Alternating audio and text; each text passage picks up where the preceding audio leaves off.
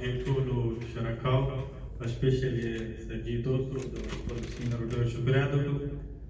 بیسیکلی موږ کوم درځي ورکشاپ ته د مطلب هم دا د سیمو ډیموکراسي او پیژندو ډیموکراسي یای چې شته ټول ځوري خبره دا چې کوم ویل چې ډیموکراسي ګورنمنت اف د پیپل فور د پیپل بای د پیپل بعد د خبرې هم دی او بنیادی شاید چې ډیموکراسي دا شاید خلکو ته مکاور کړي. او زه به ښایسته مثال دا هم دی چې د الله بنګش صاحب باندې سړی چې دا به یو وخت کې د سیاسي یو عام کار کوي دا که ډیموکراسي نه وه نن دغه د سړي ته هم موقع هېڅکله نه میلاو شي. او که دا چېرې بادشاهت وای یا دا نور څه کوم امریت دي یا دا نور څه کوم ډیټیکټرشپ دي په داسې یو وخت کې او خلکو ته موقع هېڅکله نه شي میلای چې هغه غربت سره مخامخ وي هغه په کمیونټي کې چې ویلیو نه لري هغه که خلکو سره هر څومره ویلیو لري چې بادشاهت کې او خلکو ته هغه بادشاهت ته نږدې دي د هغو سره دا نږدې لینک نه لري. نو ډیموکراسي یو داسې حکومت دی چې هغه کې هر خلکو ته موقع ورکړي. دا عوامي نماینده دي که دا عوام ته څه ډیلي ورکړي دا د دویمه موقع دي ته به بیا عوام موقع ورکړي. خو که دا به بیا هم د عوام ته څه داسې ډیلي ورنکړي د هغو فایدې ته ونه کړي د هغو خیالاتو ته ونه کړي د هغو چې کوم ژوند دی هغه ته صحیح فایده ونه کړي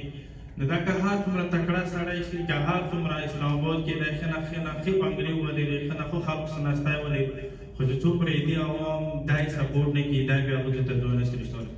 نو ډیموکراسي دا ډېر ښایسته مثال دی. موږ ته حالانکې خیلی شوي دي چې دا د اسلام مخالف سیسټم دی دا د ملک متحد کمي سیسټم دی خو دا شی نه دی. ډیموکراسي کې ټول نظري خبره چې موږ د کوم سرجي نن وختي ویله چې د یو بل د چوس احترام کوو معنی یا نه معنی هغه ځوان ته خبره ده خو تاسو د یو بل چوس احترام وکړئ یوه پارټي دی بله پارټي دی ته که هغه نه منې هغه د تو نه منې که د هغه لیډر نه اکسپټ کړي هغه یې تو لیډر اکسپټ کړي هغه یې ځوان ته شاید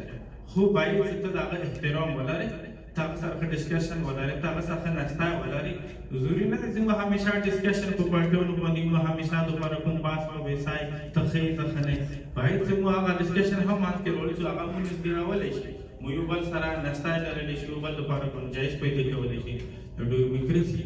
خوند صرف دا دی چې موږ تاسو خپل منځ کې کښېنو د یو بل چوایس ته احترام ورکړو منو یا نه منو دا بېله خبره. زیولال صاحب هم ناست دي دې ته هم مو دا وایي چې سرجي خدای دې وکړي چې د مو د علاقو دورې وکړي تاسو ایجوکیشن منسټر پاتې شوي کوارما یا چې څومره هم قبایلي علاقې دي هڅه دغه نه کوم رقم لیدلی شي هغه کم نه دي تاسو ته په ډاکومنټیشن کې کوم رقم ښیلی شي هغه کم نه دي.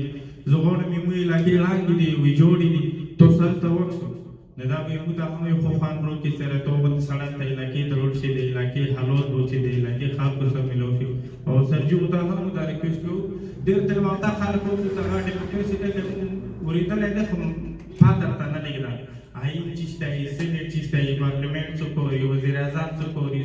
دا ټول داسې شیان چې موږ ته صرف او صرف یو په موږ په ذهن په لکیر غوندې تېرېدلي که دا شی معقول وي او خلکو ته هم میلاو شي چې کوم قبایلو اصلاح کې نور دي ځوانان نه زه یم چې دا په دغه سیسټم کې لوی ښه کردار ادا کړي. بیا هم د ټیم رکول ډېره ډېره مننه خوشحاله باید بریالي اوسئ. پورے ڈسٹرکٹ کے حوالے سے بات کی اس میں میں آپ کو بتا دوں کہ ہمارے جتنے بھی کل بھی پرائم منسٹر صاحب آئے ہوئے تھے اور پرائم منسٹر صاحب نے تمام کیبنٹ کو یہی انسٹرکشن دی کہ تمام جو مرج ہمارے ایریاز ہیں اس میں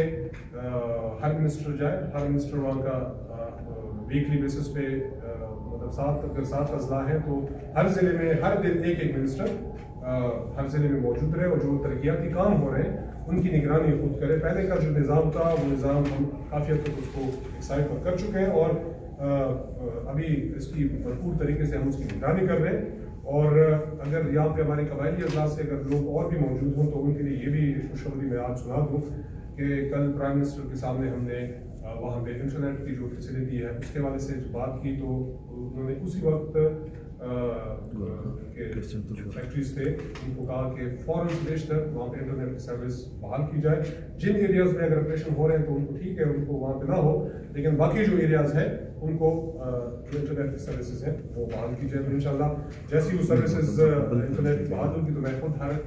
ضلع میں خود جاؤں گا اور سارے ضلع میں انٹرنیٹ کی فیسلٹیز کو خود ہی انشاءاللہ لوگوں کے ساتھ وہاں پہ خود چیک کروں گا کہ ہاں جی اب سروسز ٹھیک ہے کہ نہیں ہے. باقی بھی جو ترقیاتی پروسیس ہے ان تمام قبائلی اضلاع میں انشاءاللہ صوبائی حکومت نے مختلف جو فنڈنگ وہاں پہ رکھی ہوئی ہے تو اس سے کام بڑی تیزی سے جاری ہے. تو آپ سب کا بہت بہت شکریہ. کہ آپ لوگوں نے اس 3 دن کی ورکشاپ میں آپ لوگوں نے بھرپور طریقے سے آپ لوگوں کی پارٹیسپیشن ہوئی. آپ لوگوں کی یہاں پہ جو ڈسکشن میں نے سنی تو مجھے یہی لگا کہ آپ لوگ